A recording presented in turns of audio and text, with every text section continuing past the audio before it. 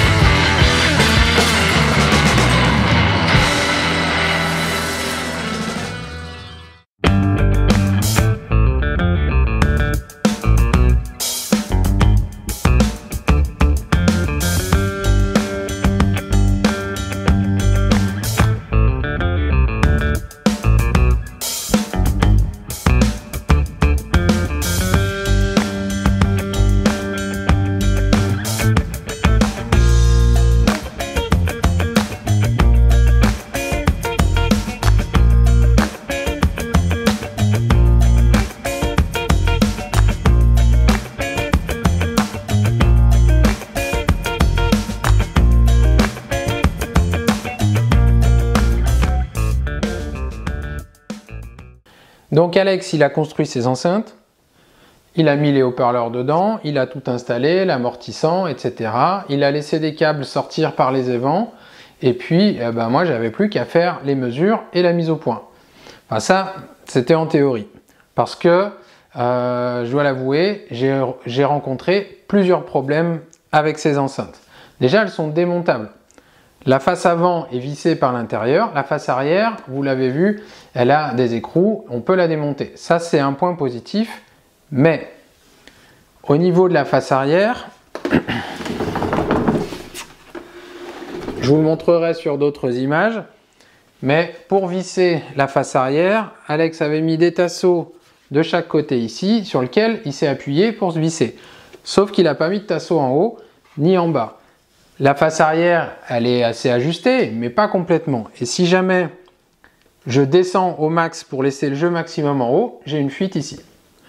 Donc ça, je l'ai réglé en changeant ça, mais c'est pas terrible. Je pense que dans les correctifs à appliquer, il faudra qu'on mette aussi tasseau en haut et en bas et un petit joint d'étanchéité. L'étanchéité, c'est un réel problème. Le plus gros problème d'étanchéité que j'ai rencontré, c'était, et pas que ça, c'était l'intégration du tweeter avec le guide d'onde. Somasonus, quand il vous donne des plans à imprimer en 3D, vous avez l'adaptateur qui est déjà imprimé, donc c'est facile. Là, il l'a usiné dans le bois, mais du coup, il a fallu adapter le tweeter derrière sur la planche. Et ça n'a pas été très simple.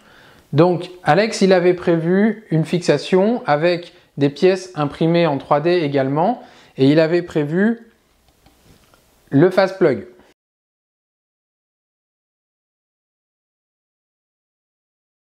Le fast plug d'origine, normalement sur le SB26 ADC, il y a un petit fast plug et sur les plans Somasonus, on peut retrouver ce fast plug également. Alors, à quoi il sert ce fast plug? Il sert à améliorer en partie la directivité dans les très hautes fréquences. Mais ce fast plug, c'est quelque chose qui est très fragile et Alex, il n'a pas réussi à imprimer quelque chose d'assez solide pour mimer ça.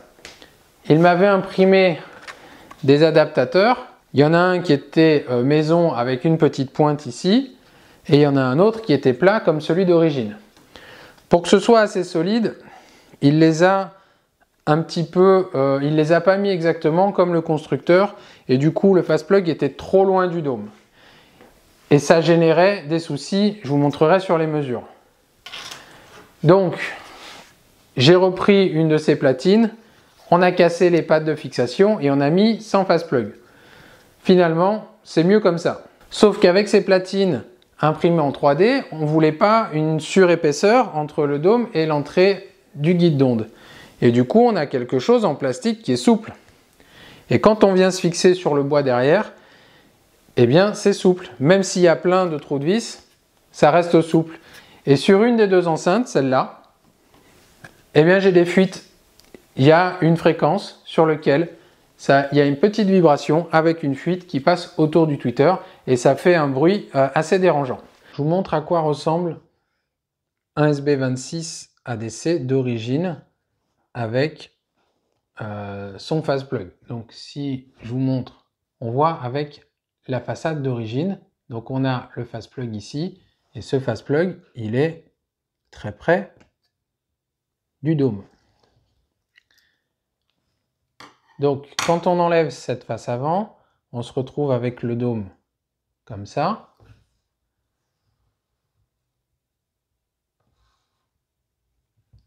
Et Alex nous avait fait ce genre d'adaptateur. Donc si je le mets en place, vous voyez qu'on était beaucoup plus loin du dôme et ça va pas du tout parce que ça génère d'énormes problèmes. Il avait fait un deuxième modèle ici avec un fast plug qui ressemblait à celui d'origine, c'est-à-dire une pastille plate. Néanmoins, il l'avait fait beaucoup trop haut. Moi, j'ai fait les mesures avec ça et ça allait pas du tout.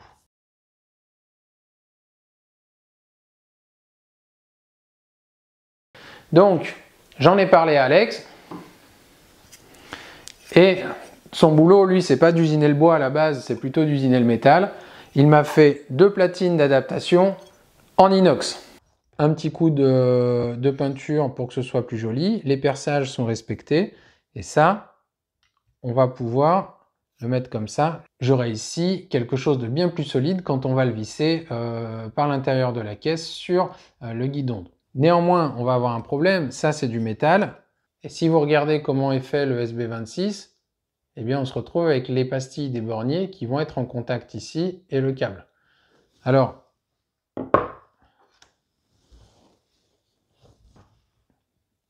sur la face arrière d'origine, on a juste des lèvres qui viennent poser et donc il n'y a pas de contact.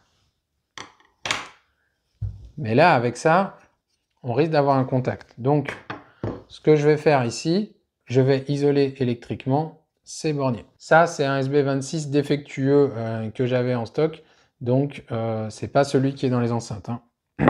J'en profite pour vous montrer comment c'est fait. Donc ici, on a le diaphragme avec la bobine et les petits borniers. Et ici, on a le moteur avec la bague de cuivre. Au fond, il n'y a pas d'amortissant. Je ne sais pas si vous voyez. Il y a juste une ogive au fond pour casser l'onde arrière. Alors attention, ça derrière c'est du plastique et on a eu un petit problème de résonance aussi de ce plastique là. Pas avec le tweeter utilisé seul, mais les haut-parleurs de Grave qui faisaient résonner ce plastique avec la méthode de fixation qui était choisie dans les enceintes. On a eu le souci parce que Alex avait prévu une espèce de cage comme ça pour venir maintenir le tweeter parce qu'il n'avait pas confiance en ses supports en PLA qui étaient trop fins. Et en fait, ça résonnait contre ça aussi. D'où l'intérêt d'avoir quelque chose de beaucoup plus solide ici. Là, ça c'est de l'inox de 2 mm, ça ne bougera pas.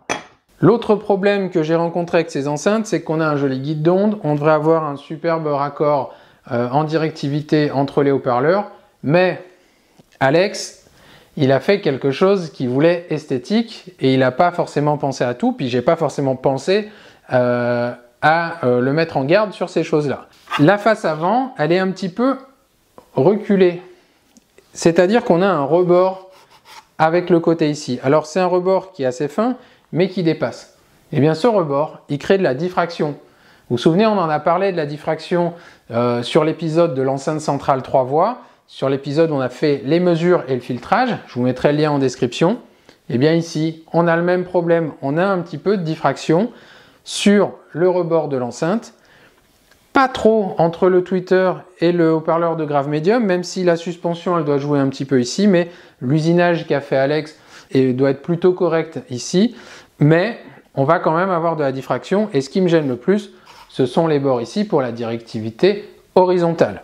Qu'est-ce que ça a comme conséquence? On n'a pas de phase plug, on a un peu de diffraction. Eh bien, les jolies mesures polaires qu'on pourrait avoir avec cette enceinte-là sont un petit peu moins jolies parce qu'on retrouve aussi un peu de diffraction sur le médium ici. Donc, ça sera un petit peu moins joli que les courbes magazine, mais ça reste tout à fait acceptable et en tout cas, à l'écoute, ça devrait pas être très gênant. On va avoir une enceinte avec un contrôle de directivité qui est plutôt correct et avec surtout peu d'accidents de directivité entre les deux haut-parleurs. Et ça déjà, c'est un gros plus. Dans la catégorie problème, on a rencontré un autre problème. Pour pouvoir rapprocher les deux graves médiums entre eux, mais avoir un volume divisé en deux, vous avez vu que si on divisait en deux comme ça, on aurait un grave médium beaucoup plus bas. Donc pour limiter ça et pour avoir une directivité verticale un petit peu meilleure, ou en tout cas quelque chose qui esthétiquement soit moins embêtant, on a utilisé la même technique que j'avais utilisée sur l'enceinte Shockwave disponible sur justdate.com.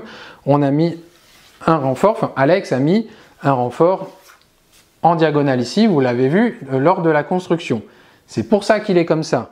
Vous avez un renfort en diagonale ici pour permettre de diviser le volume en deux et rapprocher les graves médiums entre eux. L'autre avantage que ça a, c'est que sur la résonance interne de la hauteur, eh bien, on casse un petit peu la hauteur pour la résonance, et ça a aussi un plus. Dans les problèmes que j'ai rencontrés avec cette séparation en biais, c'est que, comme je vous l'ai dit, Alex, il a fait une enceinte démontable. Donc, cette séparation, elle n'est pas collée à la face avant ni à la face arrière, il n'y a pas de joint. Et ben, j'ai une fuite entre les deux.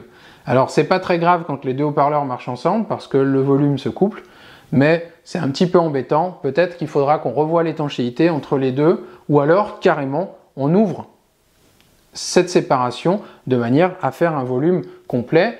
Mais si on ouvre, on va retrouver un petit peu des résonances internes sur toute la hauteur de l'enceinte.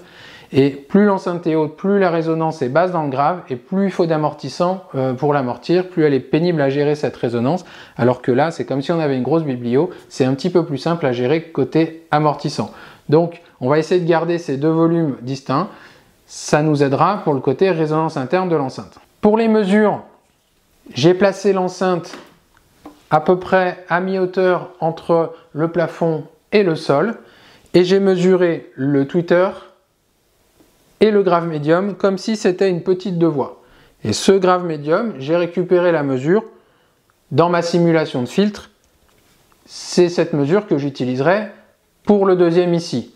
Lui, comme je vous ai dit, c'est une 2 voies et demie. Il ne va faire que du grave et un petit peu de bas médium. On n'a pas besoin de s'enquiquiner à le mesurer lui aussi. De toute façon, ce sont les mêmes haut-parleurs.